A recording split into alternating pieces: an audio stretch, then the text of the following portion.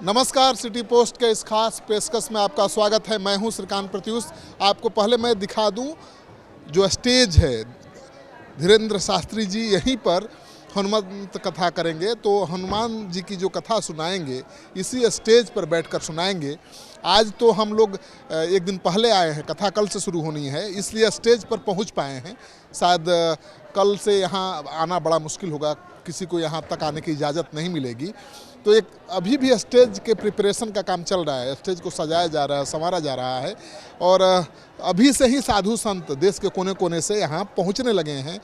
नेपाल से भी श्रद्धालु यहाँ पहुँच गए हैं, देखिए, और सब लोग पंडाल में अभी से डेरा डाले हुए हैं। तो कथा कल शाम 4 बजे से शुरू होगी, लेकिन एक दिन पहले से ही यहाँ पर श्रद्धालुओं का पहुँचना शुरू हो गया है। जो साधु संत हैं उनका पहुंचना शुरू हो गया है। जो भी यहाँ लोग पहुंच रहे हैं उनके रहने खाने पीने की व्यवस्था की गई है और अच्छी व्यवस्था की गई है।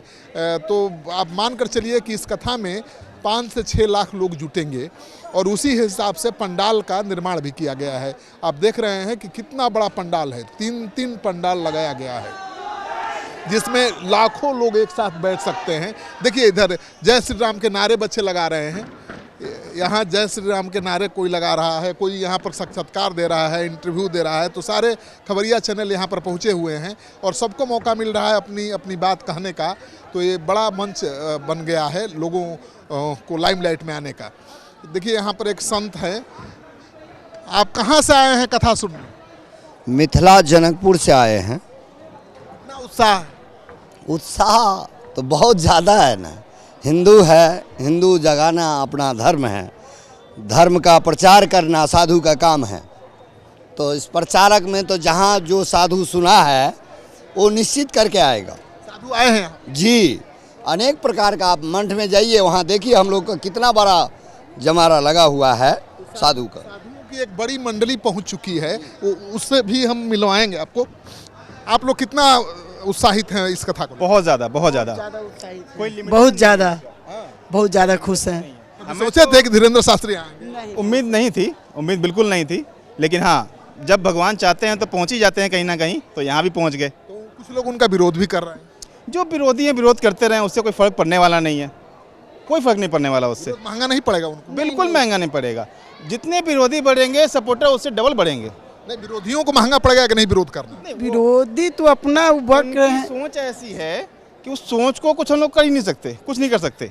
ना सरकार खुद कर सकते हैं, धीरेन्द्र सरकार जी खुद कर सकते हैं, ना कोई उनकी सोच ही गंदी है। सोच का कोई फर्क पड़ना ही नहीं है। जिनको जो सोचना है सोचे, उनकी अपनी अपनी सोच है। बाकी ये हिंदू धर्म के लिए जो भी कुछ कर रहे हैं वो बहुत ऊपर है, वो किसी के सोच से परे है। तो आप देख रहे हैं कि जो उनके समर्थक हैं, जो श्रद्धालु हैं, भक्त हैं, उनका कहना है कि विरोध का कोई असर नहीं पड़ेगा। जितना विरोध होगा उतना ही ज़्यादा समर्थन में लोग खड़े होंगे। और ये सच है, जहाँ भी जाते हैं धीरेन्द्र शास्त्री तो समर्थकों की संख्या लाखों में होती है और विरोध करने वाले गिने चुने लोग होते हैं। तो यहाँ पर भी तेज प्रताप यादव, आरजेडी के प्रदेश अध्यक्ष जगदानंद सिंह जैसे 2-4 नेता विरोध जरूर कर रहे हैं, लेकिन उस विरोध का कोई असर नहीं दिख रहा है। तैयारी पूरी तरह से चल रही है, पंडाल बनकर तैयार है, केवल स्टेज सजाने का काम चल रहा है। अभी समय बहुत है। और देखिए, पंडाल की खासियत ये है कि बहुत बड़ा पंडाल है। तो स्टेज से मानकर चलिए कि 500 मीटर दूर तक लोग बैठेंगे, तो ठीक से दर्शन हो धीरेन्द्र शास्त्री का। इसलिए LED प्रोजेक्टर लगाए गए हैं। देखिए कितने लगाए गए हैं, मतलब हमको लगता है कि 50 से ज़्यादा LED प्रोजेक्टर लगाए गए हैं कि सबको लगे कि वो धीरेन्द्र शास्त्री के पास बैठे हैं, पास बैठकर करीब से उनको देख रहे हैं, उनको सुन रहे हैं। तो एक कथा की जो तैयारी है अद्भुत है। और कभी तरेत गांव के लोगों ने सोचा नहीं था कि इस गांव में ऐसी कथा होगी। लगता है कि तरेत पाली मठ के ठाकुर जी ने ही धीरेन्द्र शास्त्री को यहाँ बुला लिया है, क्योंकि उनका कार्यक्रम पटना के गांधी मैदान में होना था, लेकिन ठाकुर जी ने उनको बुला लिया तरेत पाली मठ पर। यहीं पर तरेत पाली मठ है, 300 साल पुराना मठ है और बहुत जागृत मठ है। तो उसी मठ के प्रांगण में सारा कार्यक्रम हो रहा है। आप देखिए यहाँ पर किस तरह से नेता भी पहुँचने लगे हैं व्यवस्था को देखने के लिए। क्या आप यहाँ क्या कर रहे हैं? बस आपके इंतजार में हम हैं। कैसे क्या व्यवस्था में क्या?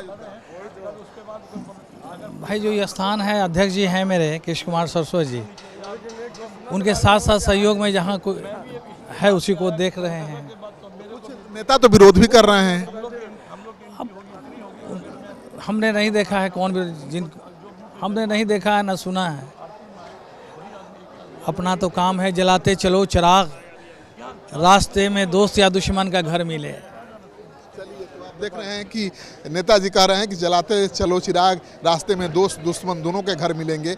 ये अल्पसंख्यक समुदाय से आते हैं, लेकिन फिर भी यहाँ पंडाल के मंच पर व्यवस्था का जायजा ले रहे हैं। और देखिए, ये जो हैं अध्यक्ष हैं, इस कार्यक्रम के अध्यक्ष हैं, जिनसे मीडिया वाले लगातार बातचीत कर रहे हैं। तो सर, अभी हमको बताएं, कथा कितने बजे शुरू होगी? एकदम शार्प 4 से 4 बजे शुरू हो जाएगी। 4 से 7 लाइव टेलीकास्ट होता है। लाइव संस्कार पे है और उनका बागेश्वर टीवी है, 2 है, 2-3 चैनल उनके साथ आते हैं और वो लोग उसका लाइव टेलीकास्ट करते हैं। 1 लाख लोगों के बैठने की व्यवस्था? ये करीबन 3 लाख लोगों के बैठने की स्टार्ट, 3 लाख तो नहीं, 1-1.5 लाख 2 लाख हो जाएगा। 3 लाख स्क्वायर फीट है ये, और उसमें 3 फीट के बाद 1 लाख आदमी का पॉजिटिवली हो गया। तो उसके बाद भी देखिए, उसके बाद भी पूरे जगह खुली हुई है, 1-आध लाख आदमी और देख सकते हैं। खाने पीने की कितने लोगों की रहने की व्यवस्था? खाने पीने का 2 दिन से चालू हो चुका है। अभी भंडारा, अभी शायद मैं देखा नहीं हूँ, मेरा विश्वास है कि वहाँ भंडारा चालू है, और 2 दिन बाद भी रहेंगे तो भी भंडारा चालू रहेगा। अनाज इतना अधिक दिया है, हम लोग अनाज किसी से ले नहीं रहे, मतलब सब गाँव वालों ने इतना भर दिया है कि अब हम लोग को उस बारे में चिंता ही नहीं कर रहे। आप लोग को भी है कि जरूर प्रसाद लीजिए, भंडारा खाइए। तो गांधी मैदान में कथा होनी थी, लेकिन गांधी मैदान मिला नहीं। यहाँ आप लोग पता नहीं क्यों भ्रम फैला रहे हैं, गांधी मैदान मिला नहीं। गांधी मैदान तो देने तैयार था, सारा एनओसी हम लोग को हो चुका था। उसके बावजूद सारी परेशानी ट्रैफिक, उस पुलिस लोगों ने कहा कि नहीं साहब, ये मेट्रो खुदा हुआ है, और आप उसके वो तो जो उनकी जो परेशानियाँ थी 4-5 दिन में मेरा सर मीटिंग चली थी, और उसके बाद भी उन्होंने हमको, मेरी माँ का डेथ हो गया तो उसमें मैं नहीं था, तो आया तो उन्होंने, दोनों ने मिल के हम लोग रात में 10 बजे शासन से सहयोग मिल रहा है? आपके सामने में जितना उन्होंने उस दिन बोला था उससे और अधिक करके दिया। भले हम लोग को परमिशन 2 दिन कब दिन मिला हम लोग आज तक मालूम नहीं। नोटिस भी आ गया है सुरक्षा को लेकर। कोई भी, उन्होंने इतनी तैयारियां हैं कि इतनी पुख्ता तैयारी की है कि 700-800 पुलिस बल होगा। पूरा प्रशासन एकदम 1-1 इंच का भी चंक कर रहा है। तो इसलिए और गांव भी इतना सक्षम है कि वो भी आपको माने किसी तरह की गलती होने का कोई चांस नहीं है।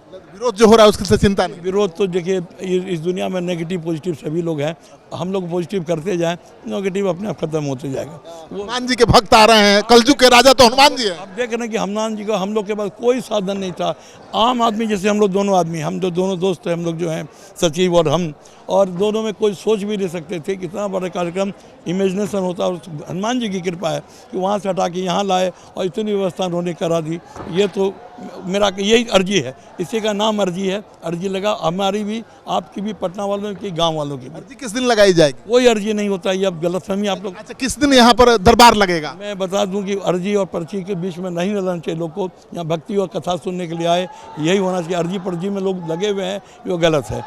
वो दिव्य दरबार 15 तारीख को लगता है, वो 12 से 3 चलेगा। मगर शायद अगर बाबा का, मगर पब्लिक को देख के पब्लिक पागल होती है तो बाबा पागल हो जाते हैं। आपका मूड होगा तब करेंगे दरबार? बाबा का मूड होगा तो वो कंटिन्यू बाद में भी कर देते हैं, पता के बाद रात में बैठ जाते हैं। कब बैठते हैं उनका कोई कुछ भी शेड्यूल नहीं है, जब मर्जी कभी क्या करें। अभी आपको आएंगे तो क्या क्या करेंगे पता नहीं, आप लोग को हम बता नहीं सकते हैं, और खुद बाबा भी नहीं बता सकते हैं। मगर आप लोग को बाइट हर्ट्स में मिलती रहेगी, एक से एक आप चीज़ मिलेगा देखने के लिए। मैं आपको थोड़ा सा ये बोल दूँ, धीरेन्द्र शास्त्री का स्वभाव भी बिल्कुल हनुमान जी जैसा है, ताल ठोकते हैं, और कब पब्लिक के बीच में उतर जाएं कहा नहीं जा सकता है। उनका स्वभाव भी हनुमान जी जैसा है। और ये 2-4 लोगों के विरोध से क्या असर पड़ने वाला है धीरेन्द्र शास्त्री पर, जिनके लाखों लाख समर्थक हैं। तो यहाँ पर आप देख रहे हैं कि किस तरह से मंच को सजाने संवारने की तैयारी चल रही है, और माहौल बहुत उत्साहपूर्वक दिख रहा है। मैं आगे चलकर दिखाऊंगा आपको कि यहाँ पर जो साधु संत आए हैं वो कहाँ कहाँ से आए हैं, उनके रहने खाने ठहरने की क्या व्यवस्था की गई है। लेकिन इस मंच का मैंने एक तस्वीर दिखा दिया है आपको, इस पंडाल की तस्वीर मैंने दिखा दी है, और उसको देखकर आप अंदाज़ा लगा सकते हैं कि एक साथ इस पंडाल में आराम से 1 लाख लोग बैठ सकते हैं। जहाँ तक दिव्य दरबार की बात है, जिसमें पर्ची निकलता है, 15 तारीख को बाबा का मूड होगा तो 12 से 3 बजे के बीच वो दरबार लगाएंगे, ये अभी तय नहीं है। बाबा के मूड पर सब कुछ निर्भर करता है। अगर लोगों के उत्साह को देखकर वो भी उत्साह जोश में आ गए तो दरबार लगा देंगे। कथा के बाद भी लगा सकते हैं, कथा के पहले भी लगा सकते हैं। तो धीरेन्द्र शास्त्री कब क्या करेंगे कह पाना बड़ा मुश्किल है। बिहार को बेसब्री से इंतजार है धीरेन्द्र शास्त्री का। आपको भी इंतजार है तो कमेंट बॉक्स में जाइए और कमेंट जरूर लिखिए ताकि उनका हौसला बढ़े, सनातन धर्म आगे बढ़े।